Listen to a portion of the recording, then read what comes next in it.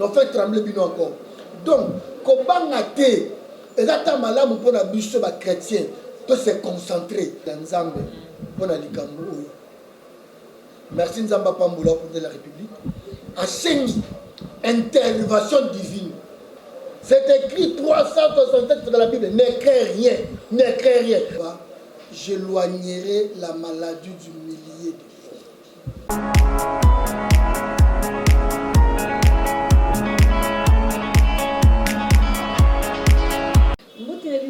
Balanzi ya Congo Canada 26 c'est un moment où va être vous allez belé pour la Kolanda émission la bino ya mokolo na lelo bango tebele esika bozwani babi na ngonga oyo tutika lelo moko ba betika na biso ezali bongo le sango babi malgré la tribulation le sango ezali réponse ya makambo na biso nyonso et bongo tobisa mbote bon et pas ya la grande prêtresse maman là où il y a comme ça bango tebele pa na yo maman bango tepe ebele pa na yo l'ingénieur Mardoché la réserve de l'Éternel bango tebele lelo tozali na plateau elongo na ndeko Mardoché elongo na ye tokobeta bongo masolo etali bongo nzambe chers téléspectateurs ni nalobaki lelo tozali bongo elongo na ndeko Mardoché déjà napesi ye mbote na yo ndeko Mardoché mbote mingi mama Cynthia mbote na yo mpe prophète Yves Samba mbote mingi mama Cynthia mbote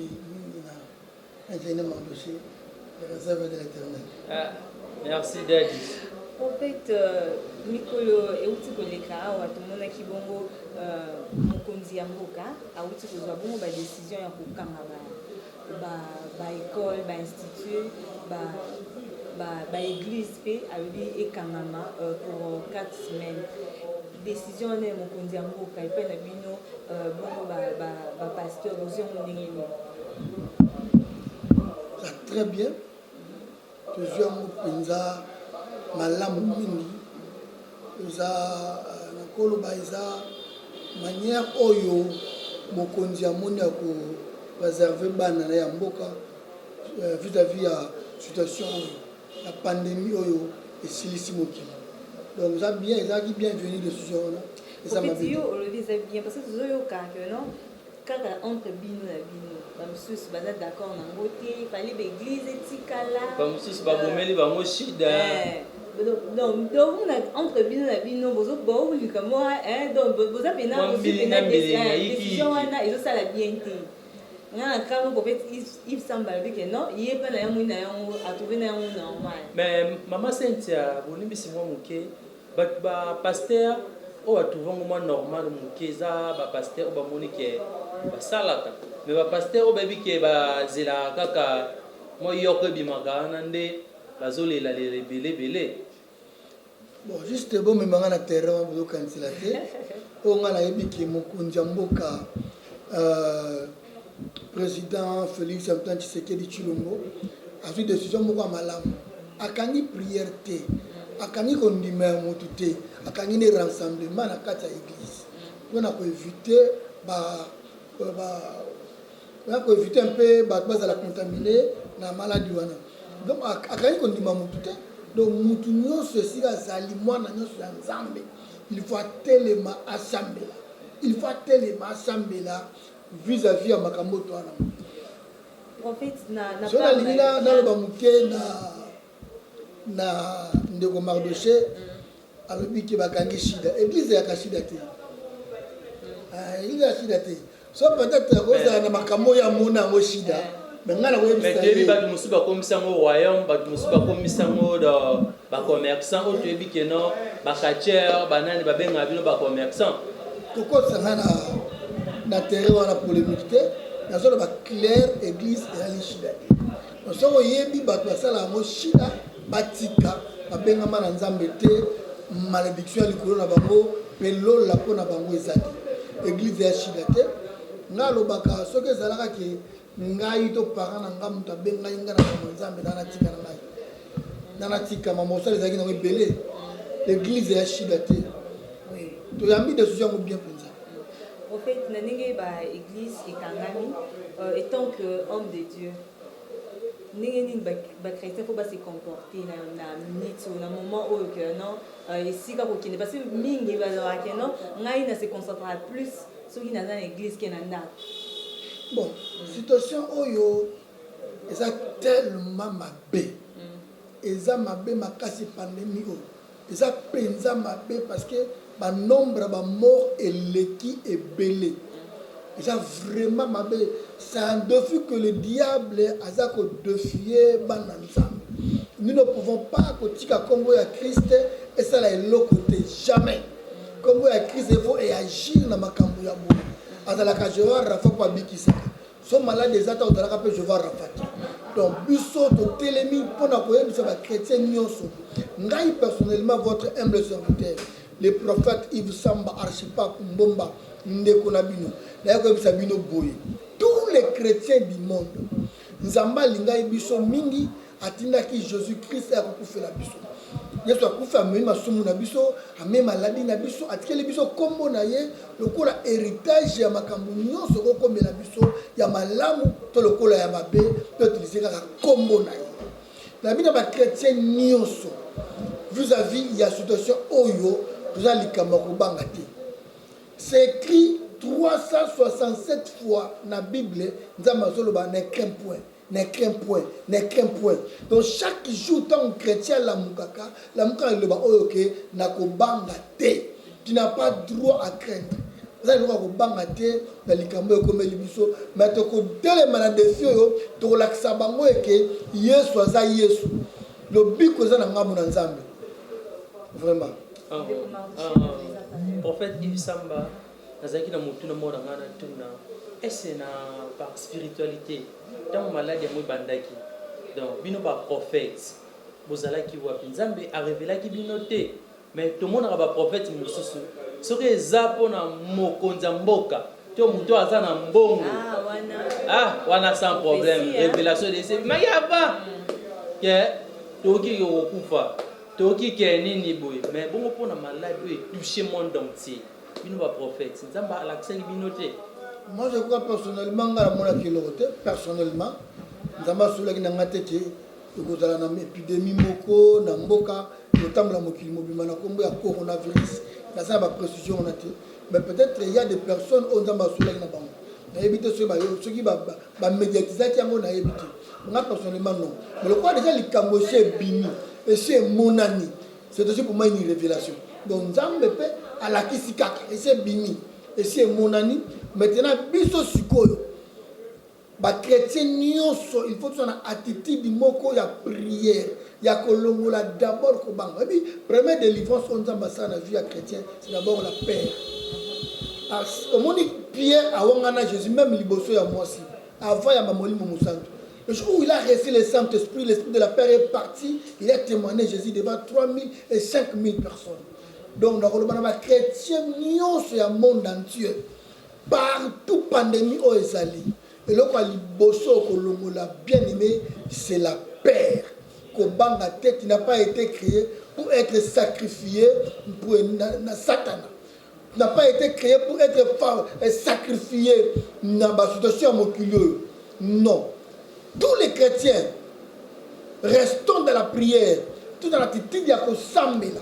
Tokotika likambo boyote tie ko sila jusque là même mboka na biso na Bible du Congo et bomi pe mutute ba mboka nyonso o ezali o bazo kufa na yebite menga na zo ndima ete ba chrétien ba odala sacrifier na likambo te en fait ni obi ba odala sacrifier likambo te ezo singa de ce ndenge ba to bazo lo ba keno ba lobi épidémie oyo ezali peut-être eza kanda ya Nzambe parce que tozwina no et pas ba chrétien ba que non monde des autres la bien té et na ba sel na Nzambe et na ba chrétien ba sel na Nzambe ba vie désordre ba peut-être za Nzambe ango bo mukili na ye fait du monde comment bon ce que ça kanda Nzambe kanda na pona ba elina été ceux qui asali kanda pona ba elina ye a bettre na gauche a contre ma mission droite ya pona ba elina été ce ça kanda Nzambe kanda ona eza pona ba circoncis pona ba impie bangonde bakodala sacrifier na kati ya kanda Nzambe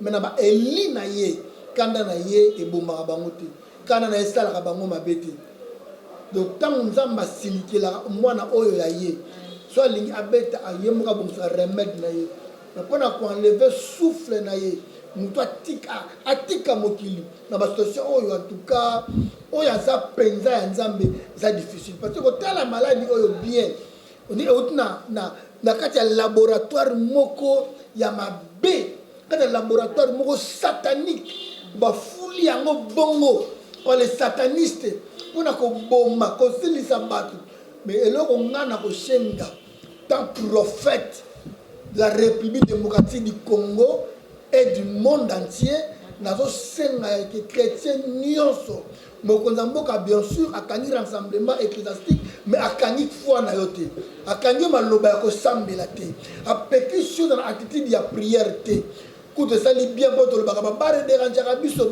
siko barepeza te ozi mpena ta ya concentration oui eya mpena ta concentration on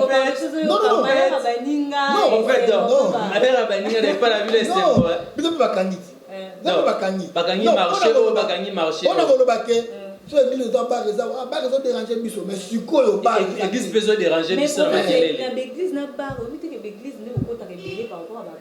mais tokota na bata nini bata limité bar azala ntongo sa sokota ata limité siko naloba boye na minute oyo naza koadresse na bachrétien nyonso ya monde entier bobanga eloko te vous avez la pandémie oyo eza bastratégie satanique eza basataniste baorganize yango mpona kodétruire bobanga eloko te s'il faut que se protéger nde baminganga bazo bato se protéger s'il faut kosala ke tosala eloko boye nde minganga alobi sala yango avec la prière natindi ya prière ekoperce jamais nzoto na yo ekokotaka na nzoto na yo te totanga prophète pardon bolimbisi muke avant tokota na bible po toyeba prophète makasi yaka ya bible muke tokoti na bible prophète nalandi baréponse na yo okuti koloba keno bato oyo malade touché bango donc baza bachrétien te. Je n'ai pas dit ça. Mama Sainte-Anne nayebi te soki tosezi maloba bien te alobi keno ba oyo baza abi ba oyo nzambe ba chrétien baza touché te. Non, je n'ai pas dit ça. La Bible va vous épargner. Alors, mais vous allez épargner. Si oyo baza touché wana. Est-ce que baza ba chrétien te? Non, baza touché.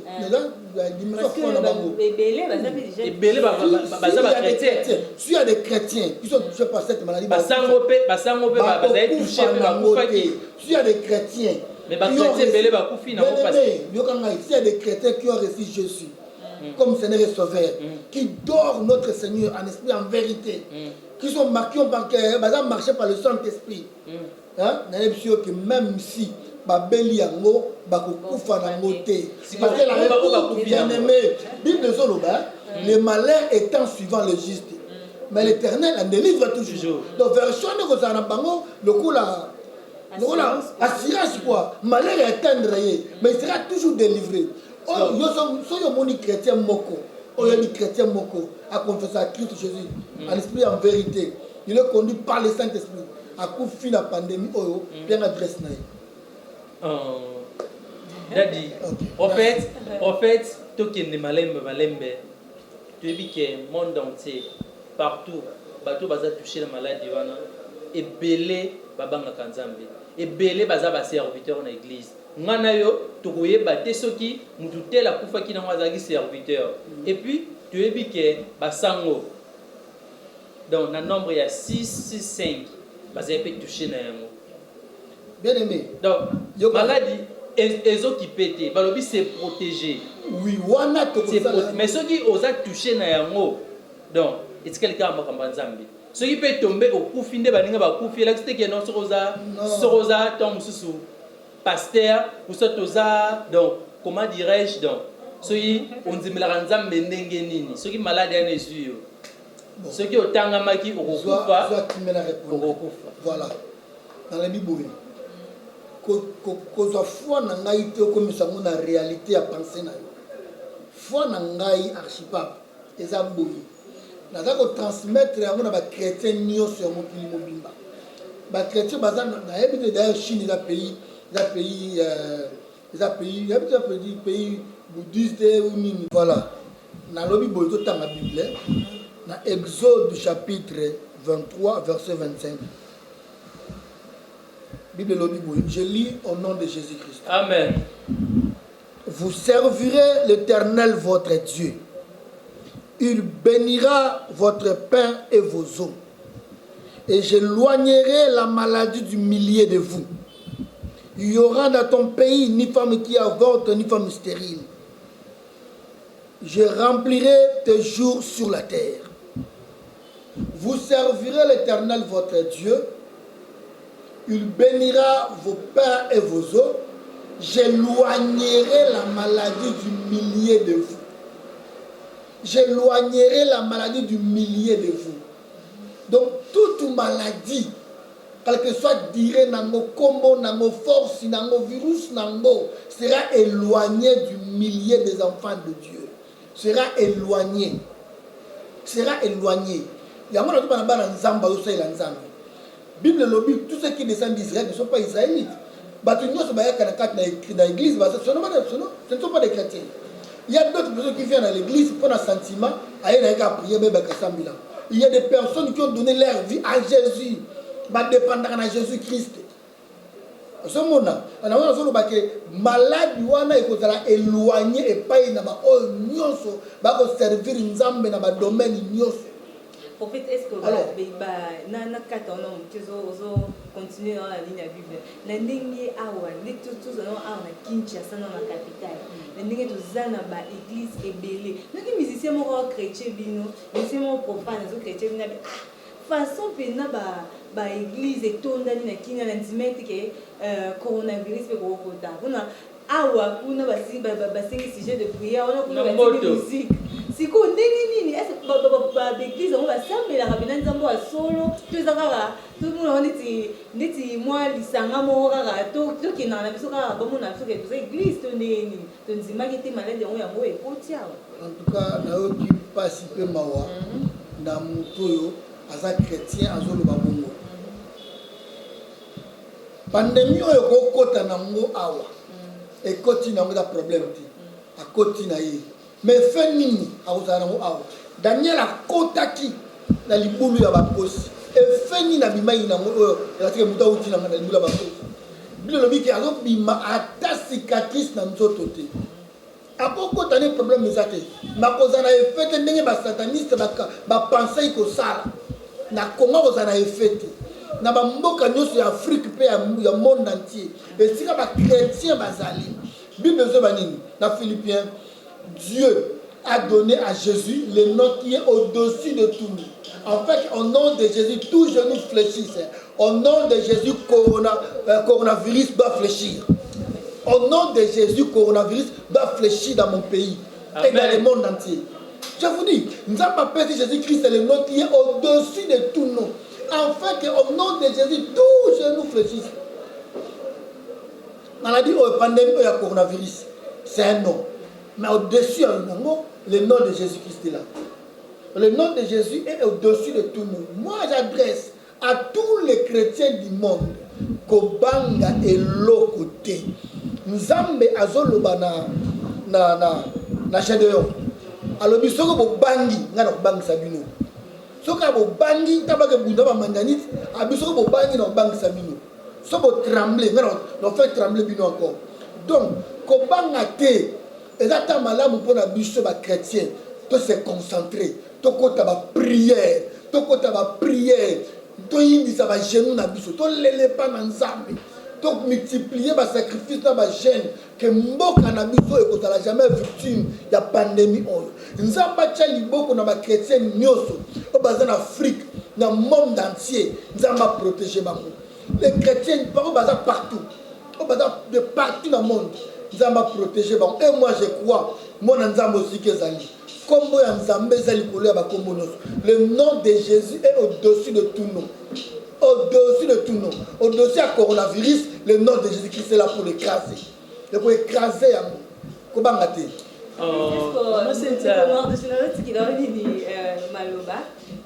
Est-ce que bino entre bino ba bassin nzamba vous avez penza na boyokani entre nous parce que tout le monde na mboka mususu tozili na eka ya États-Unis tout le monde na mokonzi mboka asangisi basali na nzambe nyonso apesi bango mpesa programme ezalaka journée moko mpona batraite nyonso tosambela mpona maladi mais awa na mboka na biso awa non toyoki te ayaka mutu na mutu ayesala libondeli na ndenge na yo alobi mokonzi mboka asangisi bato voilà biso nano tozwi accès à kota na maison du roi te mais bato bakotaka deya bazali oui il y a des personnes des gens po bakota na maison du roi bazali ngai ndeko na bino archipape mbomba Yves Samba nazwi nano accès à kota na maison du roi te le jour où nakozwa accès oyo ata na basituation oyo je vais organiser service cérémonie ya prière ya makasi ekozala histoire pour la première fois na mboka na biso na organiser eloko moka makasi ekozala histoire ya monene na kati ya république démocratique du Congo parce que mboka oyo ezalaka mboka ya nzambe ezalaka mboka ya nzambe nalandi discours ya mokonzi ya suka alobi bato nyonso basambela nzambe mpo na likambo oyo merci nzambe apambola pour la république asengi intervention divine alors pendant que tu as accès pour Nzambe, Dieu a placé des personnes. Il y a des gens que Dieu a placés. Pour Nabamboka, Bazali, Tozali. Donc Tozali. Tous les actions, je crois que ma caméra changé, ils ont des moussous. Vous appelez des moussous. Parce que les gens, ils appellent dessus moi mingi. Prophète Ibisamba, nangana tuna mutuna moko. Est-ce pour nabi qui na minute ba pays nyos Europe ba hôtel andisco RDC. Pour baby qui RDC to mboka moko to pambolama na bomengo nyonso. Et puis to mboka moko to sambela ga trop. Sko ba hôtel asko maladie wana ana mboko so yesala dégâts boni ba effet boni.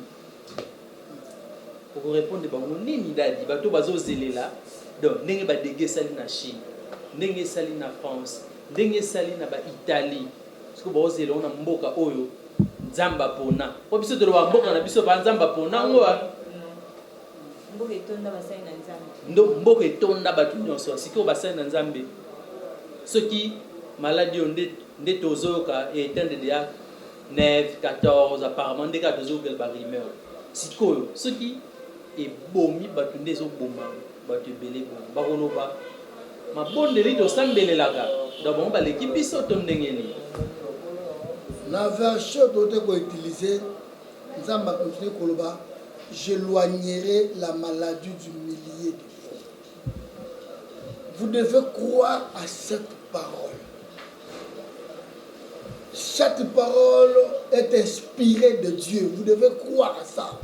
C'est la parole de Dieu. Il dit, j'éloignerai la maladie du millier de vous. Cette maladie sera éloignée de la République démocratique du Congo.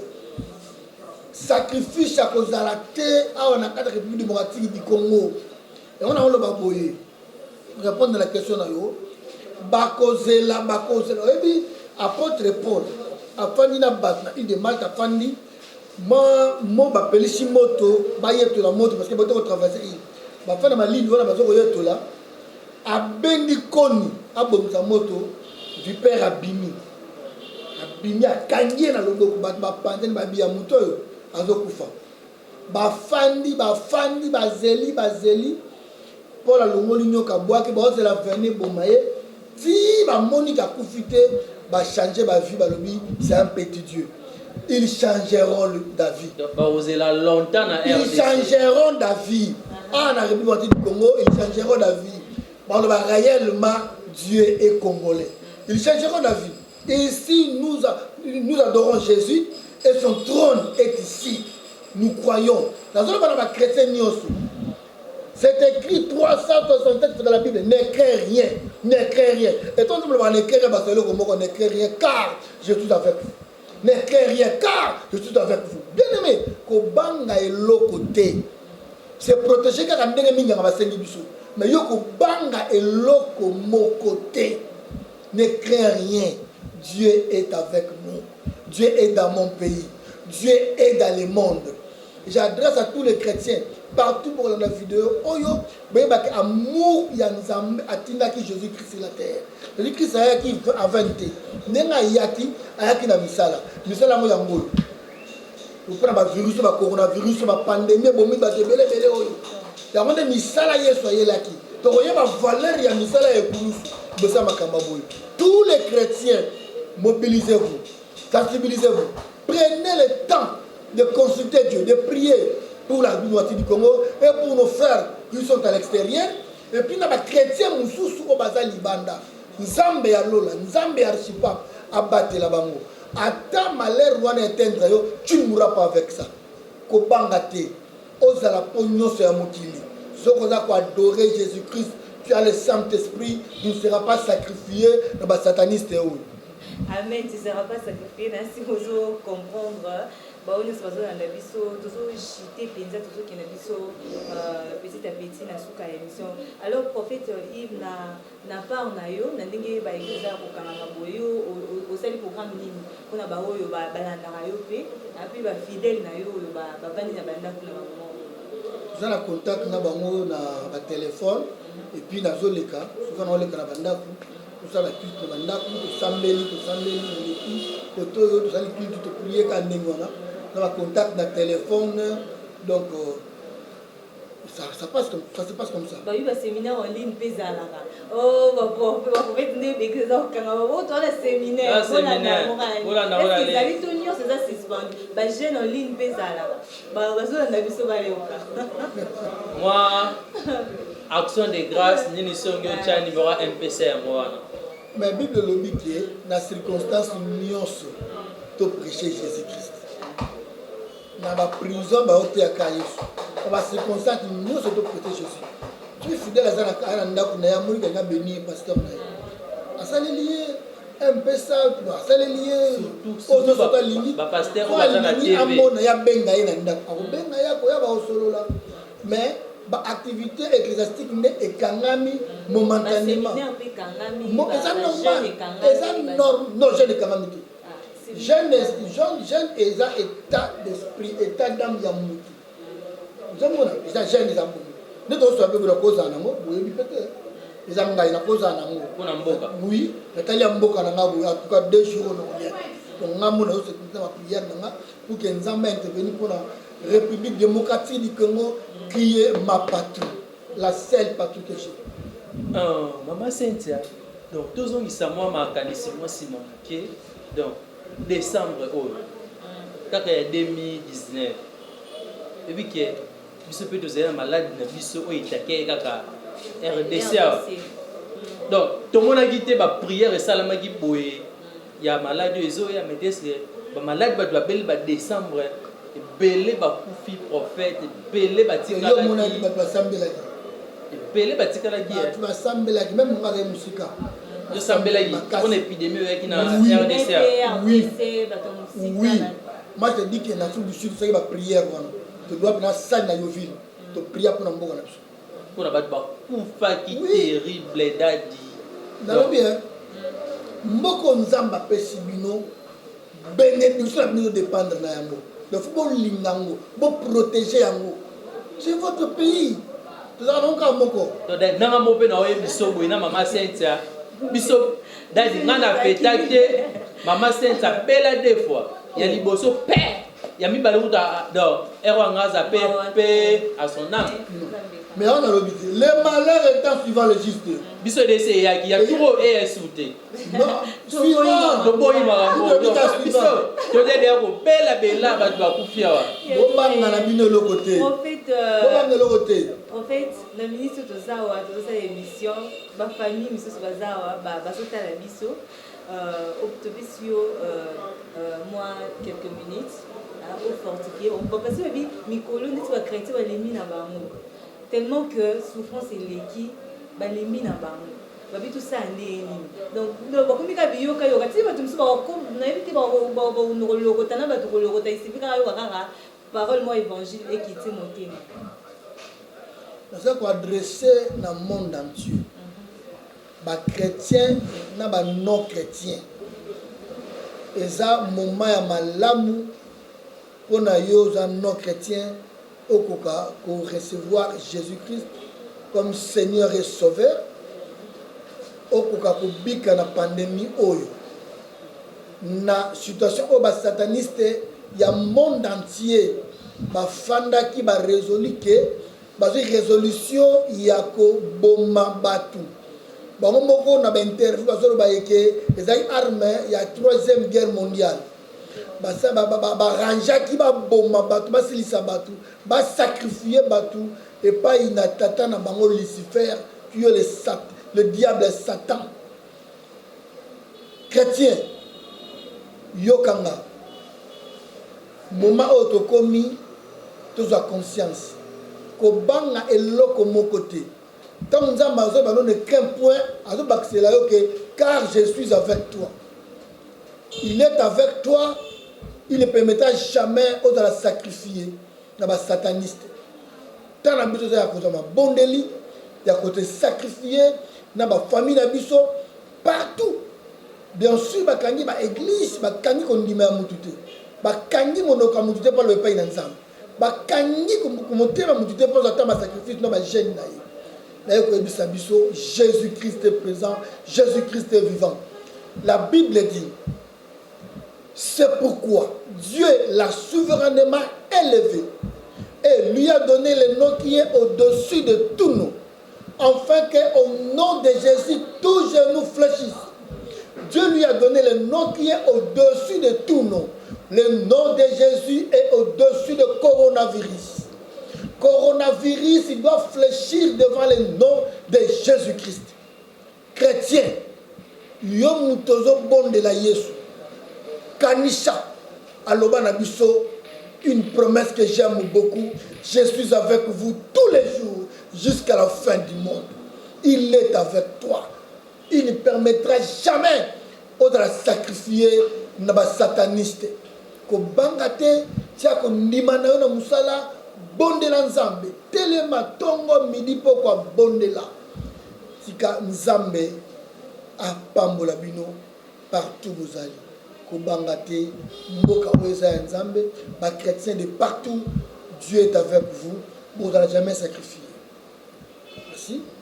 Pour que tu connaisses ce pénal à Souka, moi, ma salutation, puis ma programme là ou quoi. Oui, oui, Alinga Zwangai, Bengangai na 00243 89 41 43 840. Je répète, plus 243 89 41 43 840. Na pesi mbote nanga na Maman Béatrice Boukasalaou, mère chef, merci mingi.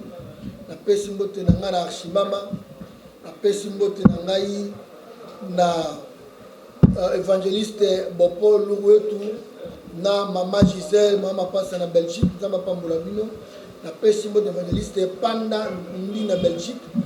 Vous allez toujours na foi na Nzambe, Jésus a permettre jamais vous allez sacrifier na épidémie sataniste oyo. Na pesi mbote na sœur Aziza et la Bossani na Nantes, na pesi mbote na sœur Bobette Mbida na France, na pesi mbote na première dame d'Angleterre Marie Mbouchiamba ya Chichi Nzamba Pambola yo, tia kondima toujours pe na Nzambe bika mo ezali na États-Unis, na pesi mbote na sœur Mireille Katende bambote na ba chrétien nyonso bozola ngai Nzambe ya archipape apambola bino na botanité encore na mbote na Belgique na Maman Christine Moseseloaba, Maman Christine Moseseloaba na pambola na famille mobimba. Que Dieu vous bénisse. Merci beaucoup prophète Ndeko Mardoché malobepa inayo kuna bambo tepe ipaya batuna sabalanda ki mission konayo. Merci Maman Cynthia.